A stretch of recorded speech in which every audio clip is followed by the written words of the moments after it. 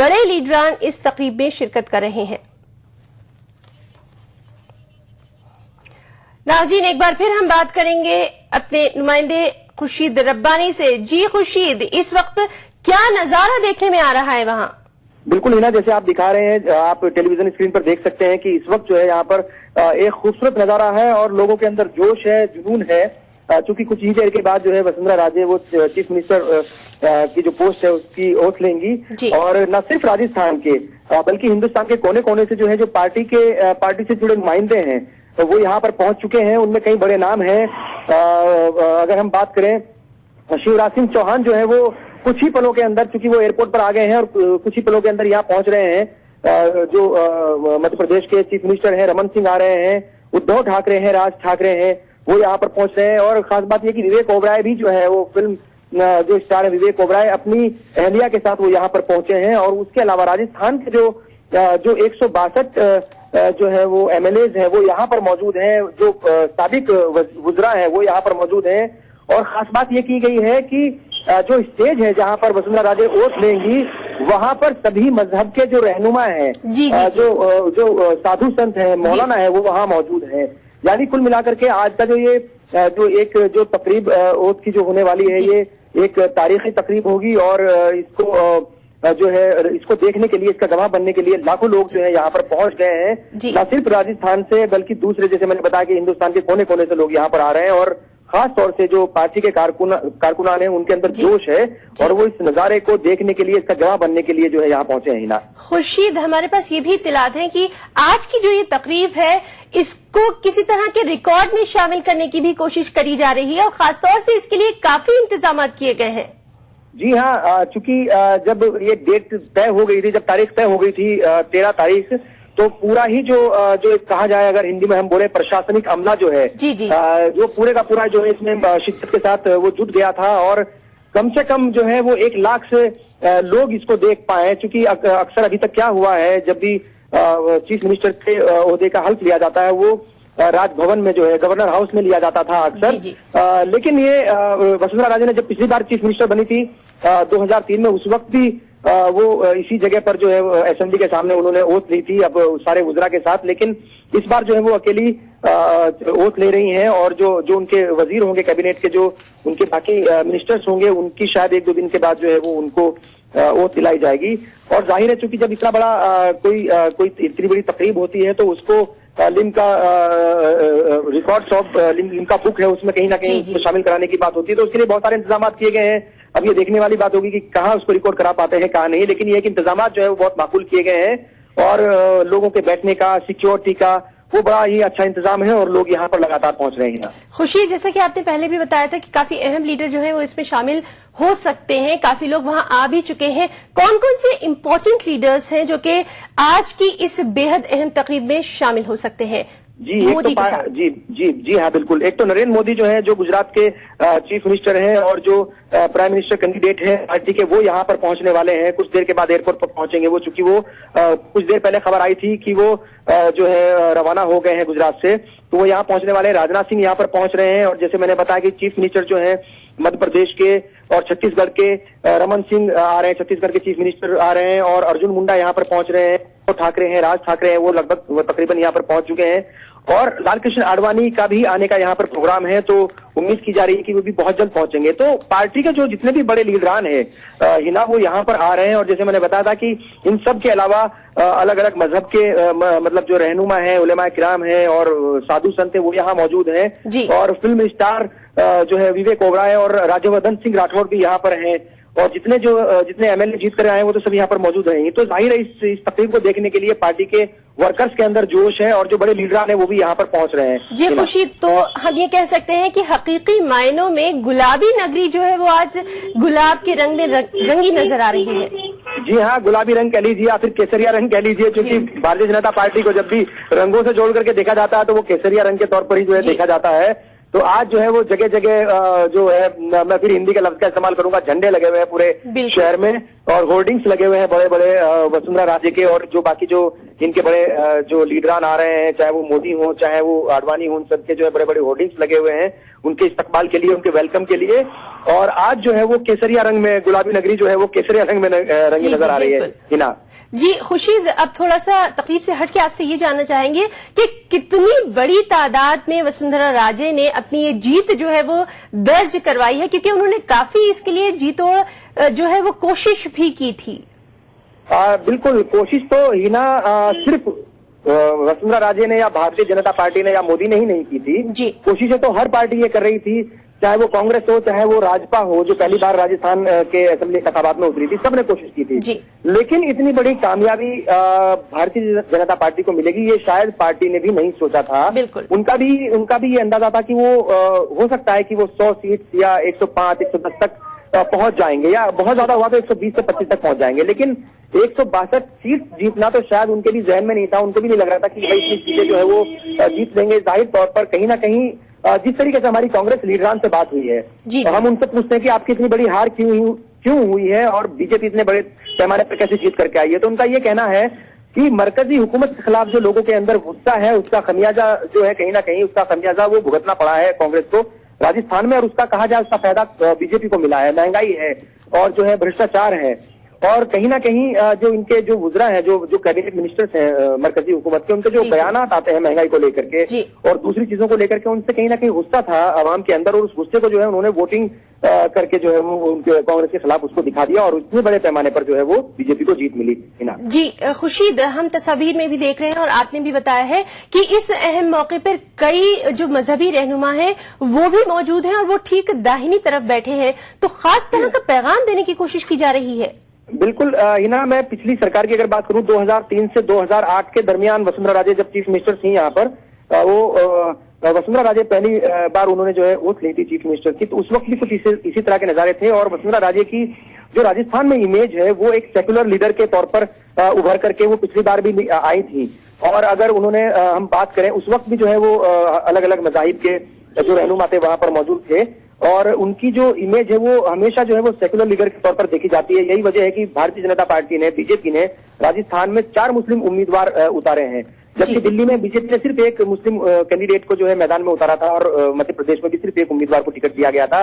और उत्तर प्रदेश में पिछले असेंबली इंतखाबात की बात करें तो 403 सीट में से सिर्फ एक मुस्लिम उम्मीदवार को टिकट दिया गया था। लेकिन इसके बिल्कुल उलट जो है राजस्थान में 4 टिकट दिए गए हैं और उनमें से 2 ने जीत दर्ज की है। तो वसुंधरा का जो एक खुद की जो उनकी पर्सनैलिटी है वो एक सेकुलर नेता के तौर पर देखी जाती है। बहुत सारे काम उन्होंने पिछली हुकूमत के दौरान कराए थे मुस्लिम्स के, माइनॉरिटीज के, खासतौर से सिक्योरिटी का मसला था, तो दंगे जो है वो बड़े पैमाने पर देखा जाए तो मतलब मोटे तौर पर दंगे नहीं हुए थे राजस्थान में, छोटी मोटी अगर हम घटनाओं को छोड़ दें। उसके लिए हज हाउस बनाने के लिए 5 बीघा जमीन वसुंधरा राजे ने दी थी, वो भी तब जबकि उनका एक उनकी कैबिनेट के एक मिनिस्टर जबरदस्त मुखालफत कर रहे थे, लेकिन उन्होंने किसी की परवाह नहीं की थी। हज हाउस के लिए 5 बीघा जमीन दी थी। मदरसा भवन बनवाने के लिए शिक्षा संकुल जो है यहाँ पर एक अहम जगह है, वहां पर मदरसा भवन बनवाने के लिए जगह दी थी। आज मदरसा भवन बन करके तैयार है वहां पर। उसके अलावा बहुत सारी चीजें जो है उन्होंने 7 माइनॉरिटी के यानी मुस्लिम जो है 7 लोगों को चेयरमैन अलग अलग जो है वो एकेडमीज और जो है निगम और बोर्ड का चेयरमैन बना करके स्टेट मिनिस्टर का दर्जा दिया था।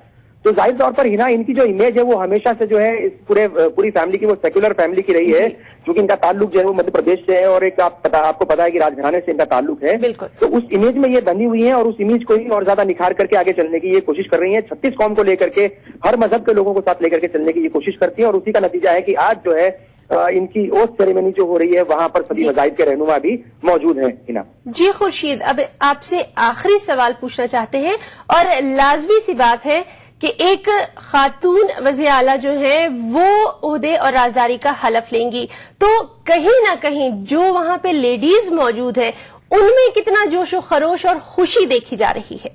हिना बहुत अहम दिन होने वाला है आज, क्योंकि जो ओथ ले रही हैं वो भी लेडी हैं, वो भी खातून है, और जो यहाँ की गवर्नर है मार्गरेट अल्वा वो भी खातून है। तो एक तरफ जो है गवर्नर खातून है तो दूसरी तरफ चीफ मिनिस्टर जो है ओहदे कि जो वो हल्फ लेंगी। जाहिर तौर पर ये एक तारीखी नजारा होगा, और चूंकि एक खातून जो है मुख्यमंत्री जो है या फिर वजीर आला यहाँ की बनने जा रही है राजस्थान की, तो जाहिर तौर पर मैंने कहा कि उनको लेकर के, वसुंधरा राजे को लेकर के सभी तबकों में और सभी एज की लोगों में जो है कहीं ना कहीं एक जोश पाया जाता है। इनके लिए एक अलग ही तरह का जोश रहता। तो जो राजस्थान की खवातीन है जो यहाँ पर मौजूद है, इनके चेहरे पर आप खुशी देख सकती हैं। उनको लग रहा है कि वो खुद चीफ मिनिस्टर का जो है वो मतलब ओहदा संभालने जा रही है एक तरीके से। तो जाहिर है कहीं ना कहीं चूंकि एक बिरादरी का भी एक सिस्टम होता है, उसको इनकार नहीं किया जा सकता। तो एक खातून बनने पर जितनी भी खवातीन है राजस्थान की, उनके अंदर कहीं ना कहीं खुशी है और उनको लगता है कि वो ज्यादा सिक्योर रहेंगी, ज्यादा महफूज रहेंगी और उनको उनके जो हुकूक है उनको ज्यादा बेहतर तरीके से मिल पाएंगे ही ना। जी, तो वहाँ जो खवातीन मौजूद हैं वो कहीं ना कहीं अपने आप को एक तरह से वसुंधरा राजे से जुड़ा हुआ महसूस कर रही हैं। खुर्शीद, इस तमाम जानकारी के लिए आपका बहुत बहुत शुक्रिया। तो नाज़रीन, ये थे हमारे सीनियर रिपोर्टर खुर्शीद रब्बानी, जो कि वहाँ के नजारे का सीधा हमें बता रहे थे कि किस तरह से वहां जो तकरीब हो रही है उसमें काफी अहम शख्सियात जो है वो शिरकत कर रही हैं। न सिर्फ पॉलिटिशियंस है बल्कि फिल्मी दुनिया से भी काफी शख्सियात है और एक आम जो कारकुन है बीजेपी का, उसमें काफी जोशो खरोश देखा जा रहा है और गुलाबी शहर पूरी तरह से केसरिया रंग में रंगा हुआ नजर आ रहा है। बुलेटिन में खबरें और भी हैं, वक्त ब्रेक का।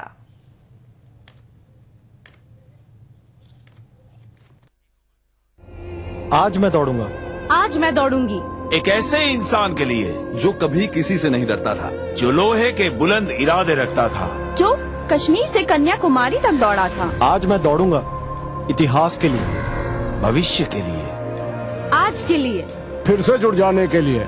आज मैं दौड़ूंगा सरदार पटेल के लिए, फ्रेंड्स के साथ, फैमिली के साथ या फिर अकेले।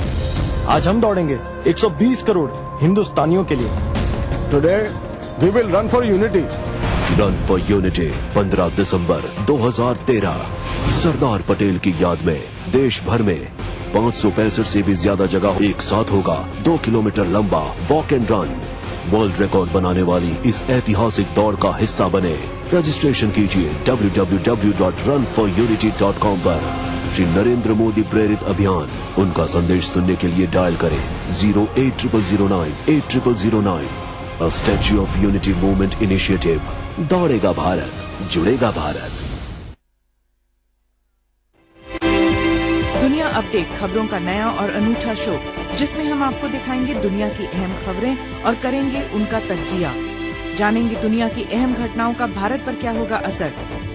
दिखाएंगे ग्लैमर जगत का हाल और तेज खबरों में देखेंगे क्या कुछ हुआ पूरी दुनिया में बीते हफ्ते के दौरान। तो देखना न भूले दुनिया अपडेट हर रविवार शाम 6 बजे ETV उर्दू पर।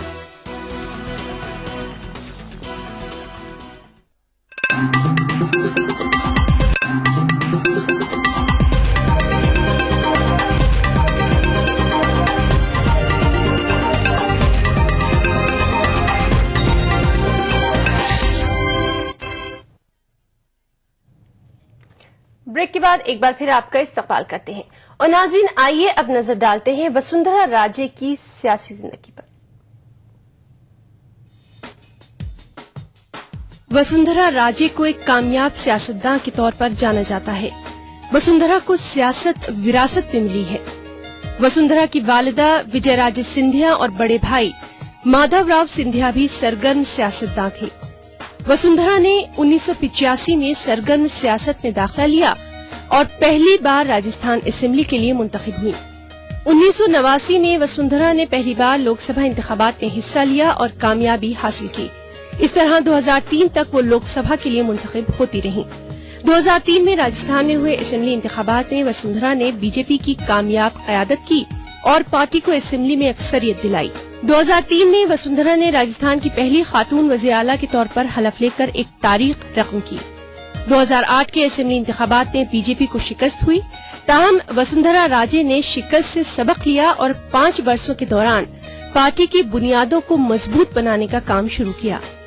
2013 में इसके नताइज भी सामने आए। 8 दिसंबर को आए नताइज में वसुंधरा की क़यादत में बीजेपी ने कामयाबी के तमाम रिकॉर्ड तोड़ डाले। 199 सीटों में बीजेपी के 160 उम्मीदवारों ने कामयाबी दर्ज की। वसुंधरा राजे 1998 से 2003 तक वाजपेयी काबीना में मरकजी वजीर भी रह चुकी हैं। वसुंधरा राजे का ताल्लुक मध्य प्रदेश की साबिका रियासत ग्वालियर के शाही खानदान से है। वसुंधरा 8 मार्च 1953 को विजय राजे सिंधिया और जिवाजी राव सिंधिया के घर मुंबई में पैदा हुई। वसुंधरा की इब्तिदाई तालीम तमिलनाडु के कोडाईकनाल में हुई। फिर उन्होंने मुंबई यूनिवर्सिटी से इकोनॉमिक्स और पॉलिटिकल साइंस में डिग्री हासिल की। वसुंधरा की शादी धौलपुर के शाही खानदान के रुकन हेमंत सिंह से हुई। वसुंधरा के फर्जंद दुष्यंत सिंह भी लोकसभा रुकन हैं। Bureau report, ETV news.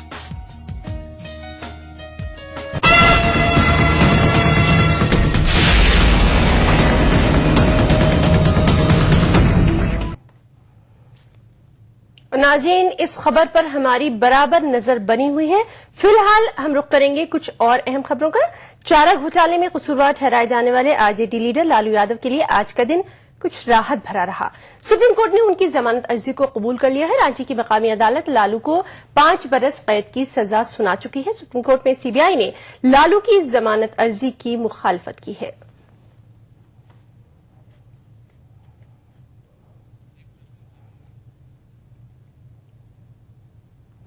उधर लालू यादव की जमानत अर्जी मंजूर होने पर आरजेडी लीडर और लालू की अहलिया राबड़ी देवी ने बेहद खुशी जाहिर की है। राबड़ी ने पटना में मीडिया से बातचीत करते हुए कहा है कि लालू के जेल में होने के बावजूद उनकी पार्टी कमजोर नहीं हुई। नहीं, कमजोरी नहीं, पार्टी में कमजोरी नहीं था। पार्टी हम लोग संभाले हैं और बिहार के जनता हम लोग का साथ दिया है। इसका असर क्या लोकसभा चुनाव पर क्या असर पड़ेगा? ये जो लोकसभा चुनाव आने वाला और मजबूती के साथ लोकसभा चुनाव हम लोग लड़ेंगे। नहीं, हम लोग तो शुरू से बोल रहे हैं कि इतना धर्मनिरपेक्ष पार्टी है, सामाजिक न्याय का पार्टी है, एक मंच पर आवे हम लोग। आप लोग क्या इसको मुद्दा बनाएंगी कि लालू जी जो जेल के अंदर रहे या उनको सजा हुई है, वो आप लोग उस मुद्दे पर लेकर के लोकसभा चुनाव के लोगों से क्या बात करेंगे? लोग क्या और लोग के जो बेल मिल रहा था, हम लोग को बेल नहीं मिल रहा था, तो थोड़ा आदमी दुख, मन में दुख था। बाकी न्यायालय पर पूरा भरोसा था कि कभी न कभी आगे पीछे होता है बेल। लेकिन विरोधी जो है वो आज भी आपके बारे में ये कह रहे हैं कि उन्हें दोषमुक्त नहीं किया गया है, उन्हें सजा है। होगा, न्यायालय पर पूरा भरोसा है, वो भी होगा। न्यायालय पर पूरा भरोसा है। अभी तक केस चल ही रहा है, बेल जमानत हुआ है। तो जुडिशरी पर पूरा भरोसा जता रही हैं राबड़ी देवी। उधर दिल्ली के लेफ्टिनेंट गवर्नर नजीब जंग ने अब हुकूमत साजी के लिए आम आदमी पार्टी को मदऊ किया है। ताहम दिल्ली में फिर से चुनाव कराए जाने के आसार भी नजर आ रहे हैं। मुस्तकबिल की हिकमत अमली पर गौर खौज के लिए आज आम आदमी पार्टी की आला क़यादत की एक अहम मीटिंग होने वाली है। दिल्ली के लेफ्टिनेंट गवर्नर हुकूमत साजी के उलझते मामले को सुलझाने में लगे हुए हैं। हुकूमत साजी से बीजेपी के इनकार के बाद अब नजीब जंग ने आम आदमी पार्टी को हुकूमत साजी के लिए दावत दी है। दिल्ली में वज़ीर आला के ओहदे के लिए बीजेपी के उम्मीदवार हर्षवर्धन ने अक्सरियत नहीं मिलने की वजह पेश करके हुकूमत साजी की दावत ठुकरा दी। बीजेपी ने कहा था कि वो सरकार अक्सरियत हासिल नहीं होने की वजह से अपोजिशन में बैठना पसंद करेगी। मैं अभी उपराज्यपाल महोदय से मिलकर विस्तार से चर्चा करके आया हूं। दिल्ली विधानसभा के 2013 के हुए चुनाव में भारतीय जनता पार्टी और उसके सहयोगी दल अकाली दल को दिल्ली में सबसे ज्यादा सीटें प्राप्त हुई हैं। दिल्ली में विधानसभा में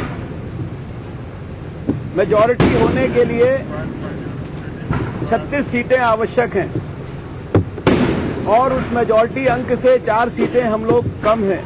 बीजेपी लीडर हर्षवर्धन ने लेफ्टिनेंट गवर्नर से मुलाकात की और हुकूमत साजी से ये कहते हुए इनकार कर दिया कि बीजेपी के पास हुकूमत साजी के लिए दरकार सीटें नहीं है। जिसके बाद केजरीवाल को जुमेरात की शाम लेफ्टिनेंट गवर्नर के दफ्तर से कॉल मौसूल हुई। पार्टी तर्जुमान मनीष सिसोदिया ने कॉल की मौसूली की तस्दीक करते हुए कहा कि लेफ्टिनेंट गवर्नर ने हफ्ते की सुबह 10:30 बजे मुलाकात करने की केजरीवाल से अपील की है। हालांकि कभी इम्कान है कि आम आदमी पार्टी भी गवर्नर की दावत ठुकरा देगी। आम आदमी पार्टी ने फिर एक बार कहा है कि कांग्रेस या बीजेपी में से किसी की हिमायत नहीं करने के अपने मौक़िफ़ पर वो अब भी कायम है। वादे है कि दिल्ली में हरीफ जमात अकाली दल को मिलाकर बीजेपी को 32 सीटें हासिल हुई हैं। ताहम वादे अक्सरियत के लिए 36 सीटें हासिल होना जरूरी है। दूसरी जानिब आम आदमी पार्टी ने 28 सीटों पर जीत दर्ज कराई है। केजरीवाल ने फिर से चुनाव के लिए तैयार रहने के लिए अपने पार्टी कारकुनों से कह दिया है। Bureau report, ETV news. Mobile handset तैयार करने वाली कंपनी नोकिया को एक बड़ी राहत मिली है। दिल्ली हाईकोर्ट ने कंपनी के असासे मुंजमद करने के फैसले को वापस ले लिया है। अदालत आलिया के इस फैसले के बाद फिनलैंड की नोकिया कंपनी हिंदुस्तान में हैंडसेट की तैयारी की यूनिट्स माइक्रोसॉफ्ट कंपनी को फरोख्त कर सकेगी। नोकिया कंपनी इनकम टैक्स महकमे की जानिब से असासों की मुंतकली पर लगी रोक हटाने की दरख्वास्त लेकर हाईकोर्ट से रुजू हुई थी। अदालत ने टैक्स की शराइत रखते हुए कंपनी के असासों की मुंतकली पर रोक को हटा दिया है।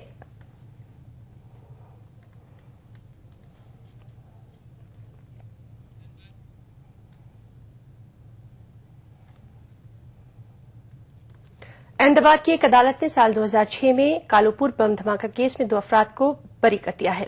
दोनों को शवाहिद की अदम मौजूदगी की वजह से बरी किया गया। अहमदाबाद बाल्दी के मोहम्मद इलियास, अब्दुल अमीन और रेलवे पुलिस कांस्टेबल भगोरा को बरी कर दिया गया।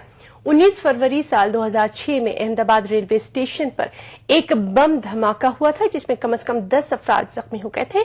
इस वाकये में दसियों लाख रुपए की मालियत वाली अवामी इमलाक तबाह हो गई थी। बम मुंबई अहमदाबाद कारनावती एक्सप्रेस में रखा गया था। एक मुलजिम को लश्कर तैयबा के स्लीपर सेल्स के अरकान से बातचीत करने के शुबे में हिरासत में लिया गया, जबकि दूसरे को महज शक की बुनियाद पर हिरासत में लिया गया।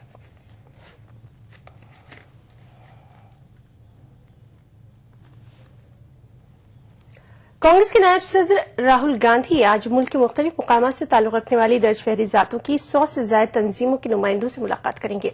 पार्टी के मंशूर में दलितों की ख्वाहिशात को शामिल करने की कवायद के तहत राहुल दर्ज फहरिस्त जातों के नुमाइंदों से ये मुलाकात कर रहे हैं। All India Congress committee SC के चेयरमैन के राजू ने राहुल की एससी नुमाइंदों से मुलाकात के बारे में मीडिया को जानकारी दी है। कांग्रेस लोकसभा चुनाव में ऐसा मैनिफेस्टो लाना चाहती है जो सभी के लिए काबिल कबूल हो।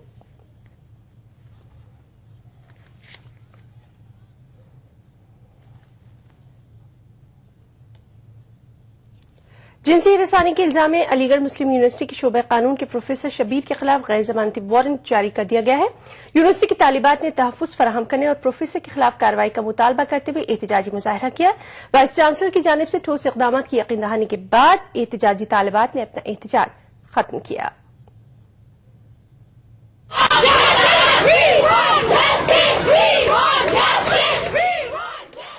अलीगढ़ मुस्लिम यूनिवर्सिटी में शोबे कानून के उस्ताद प्रोफेसर शब्बीर पर लगे जिनसी इस्तेहसाल के इल्जाम और उसके बाद अभी तक इनकी गिरफ्तारी अमल में नहीं आने पर कल हॉस्टल की तालिबात ने जमकर हंगामा किया।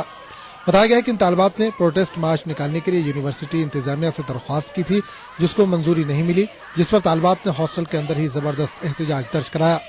इनका मुतालबा था कि यूनिवर्सिटी इंतजामिया इस बाबत जल्द अज जल्द इक़दाम करे और तालिबात की हिफाजत को यकीनी बनाए।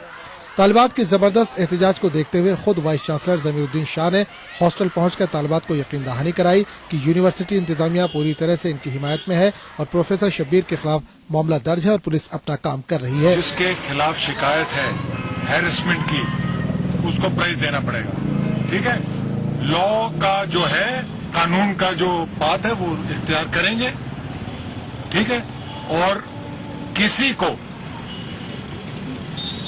बच्चों या औरतों के खिलाफ कोई भी क्राइम होगा उसको टॉलरेट नहीं होगा अलीगढ़ मुस्लिम यूनिवर्सिटी में। ये मैंने वादा किया है बच्चियों को, पहले भी वो जानती थी। ठीक है, और अगर जब शब्बीर साहब को पुलिस अरेस्ट करेगी तो उसमें कार्रवाई। प्रोफेसर शब्बीर के खिलाफ कोर्ट ने गैर जमानती वारंट जारी कर दिया है। प्रोफेसर की गिरफ्तारी के लिए कल भी पुलिस ने कई जगह पे दबिश दी। एमयू तालबा के साथ छेड़छाड़ में फंसे प्रोफेसर शब्बीर फरार चल रहे हैं। यूनिवर्सिटी इंतजामिया ने इनको मुअत्तल कर दिया है। ETV news Aligarh.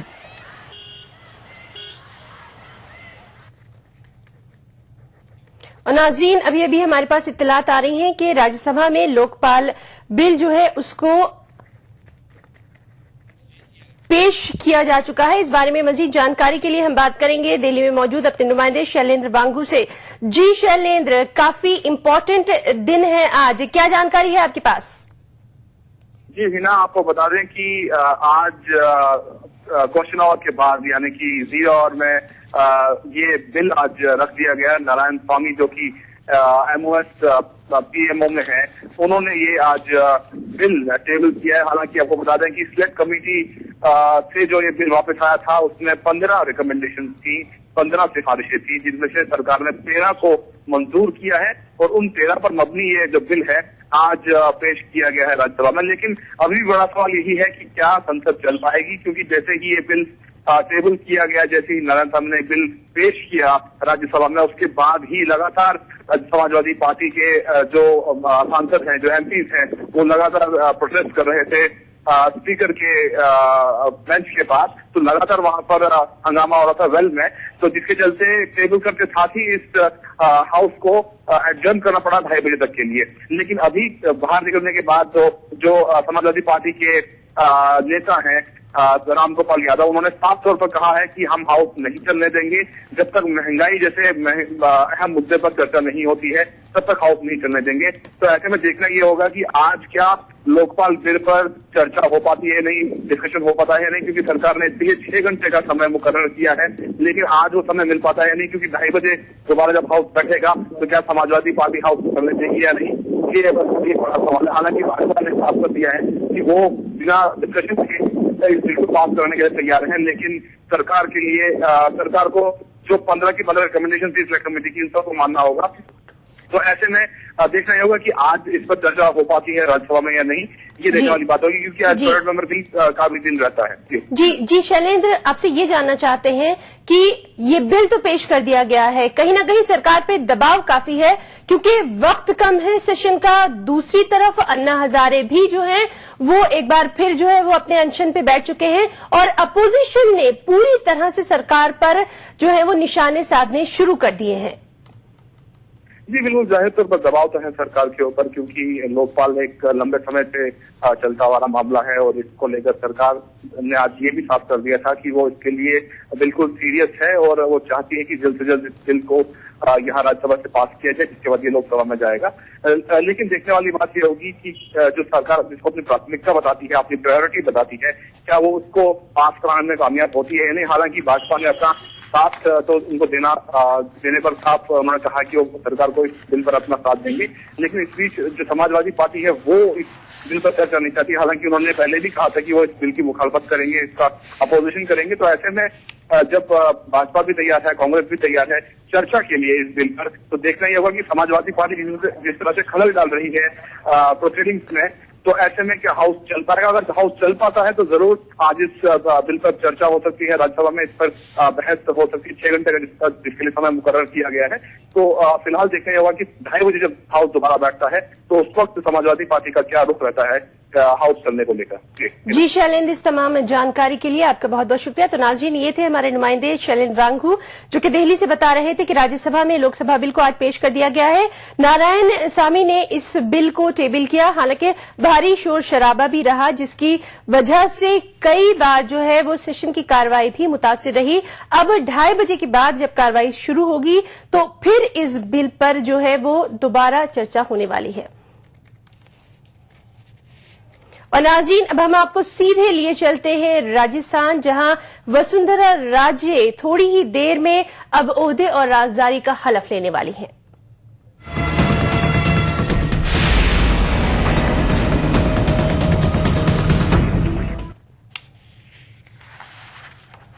और अब आगमन हुआ डॉक्टर हर्षवर्धन का, भारतीय जनता पार्टी के सदस्य, पेशे से नाक कान और गले के रोगों के चिकित्सक, आपने स्वास्थ्य मंत्री, कानून मंत्री और शिक्षा मंत्री सहित राज्य मंत्रिमंडल में विभिन्न पदों पर कार्य किया। हर्षवर्धन जी दिल्ली विधानसभा चुनाव के इतिहास में कभी नहीं हारे हैं। हम आपका अभिनंदन करते हैं।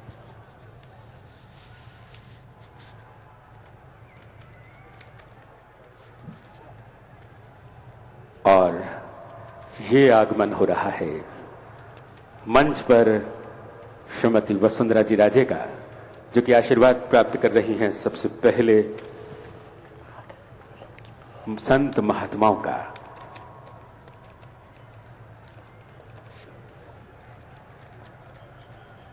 तेरहवीं मुख्यमंत्री के रूप में श्रीमती वसुंधरा जी राजे फिर एक बार राजस्थान को नई दिशा देने, उसे प्रगति पथ पर आगे ले जाने पधारी हैं।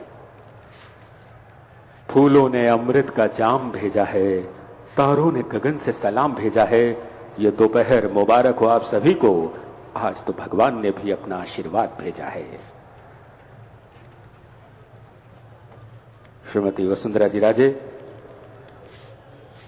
तत्पर प्रगति पथ पर राजस्थान को आगे बढ़ाने के लिए, राजस्थान के नवनिर्माण में निरंतरता और तत्परता के साथ आगे बढ़ने को।